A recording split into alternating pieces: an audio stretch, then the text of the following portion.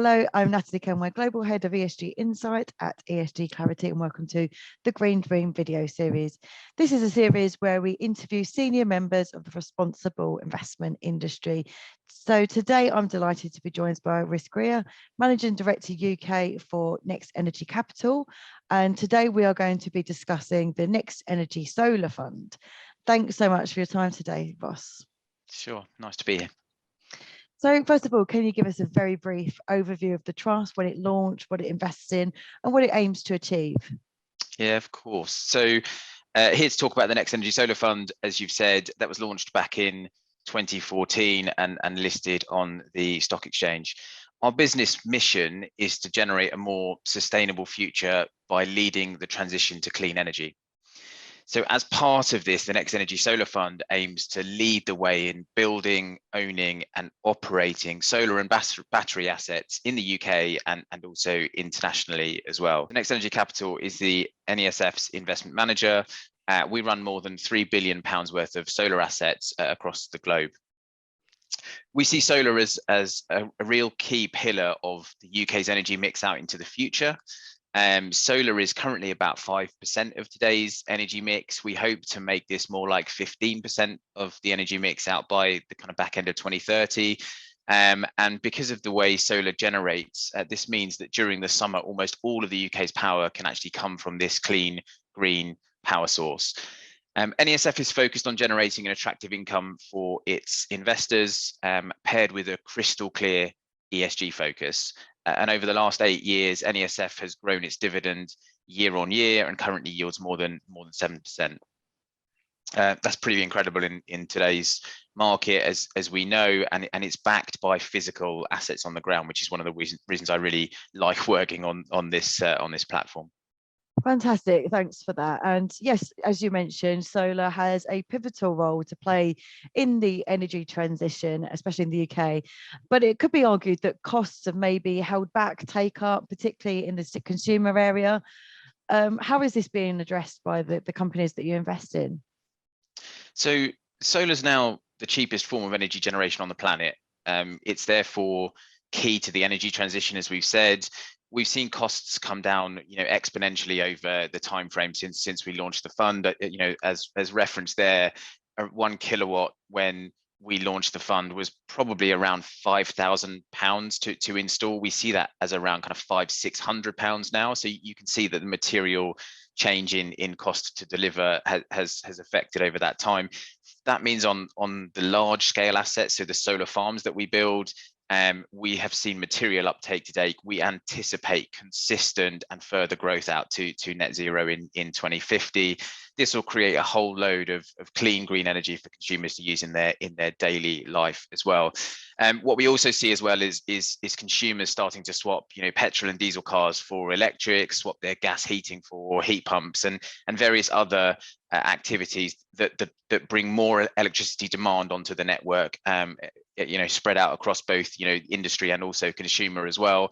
And that really does build the case for more domestic generation of solar. So that case for rooftop solar will become more key as we continue to grow solar penetration out into the future. Solar also has a pivotal role to play in the energy transition as new technologies start to mature as well. So there's a lot of talk at the moment around things like green hydrogen.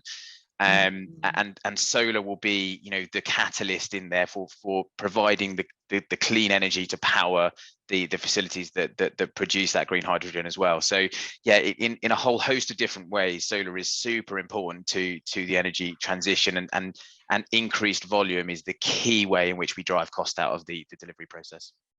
Fantastic. That all sounds very encouraging.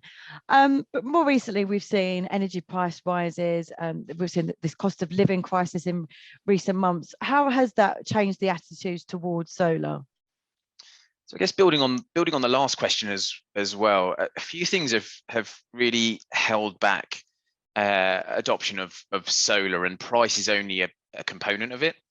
Until recently, consumer and societal behavior was to assume it was your human right to walk into a room and flick on a light switch and let it burn away whilst you step out of the room and go do something else. And you have no real concern for the cost or where that power is coming from or its impact on the planet. Now, obviously, the recent energy crisis brought about by natural gas supply crunch, as well as the horrific actions underway in Ukraine, have suddenly catalyzed political and commercial interest in energy security and price stability, and that's starting to change the dynamic of that conversation with all consumers. And I think that's a really positive thing from a decarbonisation perspective. So not only have we got real positive momentum from the back of things like COP26 and the fact that generally society is really starting to engage with the need to decarbonise, you also have more commercial drivers in there as well, and that always gets to better results. For us to really make the headway we need to as a society, we need to all engage with energy with fear in our eyes. We need to take decisive action to unlock any blockers in the way of delivering a new generation future to the backdrop of an emergency. And I say emergency because that's really what we're in.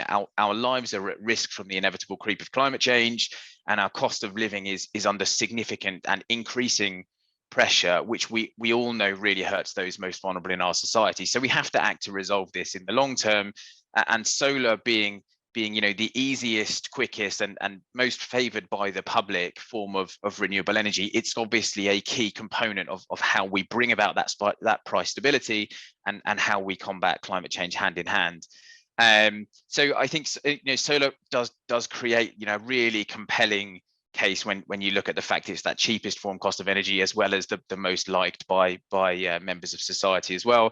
Obviously more to be done, as we've said already, in the domestic and consumer arena. We want to see more PV distributed throughout houses in the UK, and as people transition, as we've said, onto electric cars, onto smart meters, and electrifying their heating, we will see that balance continuing to change with wider adoption of solar throughout society. Okay, great. Just echoing what you said earlier, it really does sound like we're at an inflection point. I can sense the urgency in your voice as well, is that we are in a backdrop of an emergency. Okay, well, thank you very much for sharing your insights with us. We always end the Green Dream with this question, but what is your favourite sustainable drink or snack? So I'm always on message for NextEnergy, and so I'm a little bit biased here, but one of the really cool things we've done as a business is create a drink called White Noise, which is a chamomile tea, and it's nicknamed that because it cuts through all of the noise around ESG.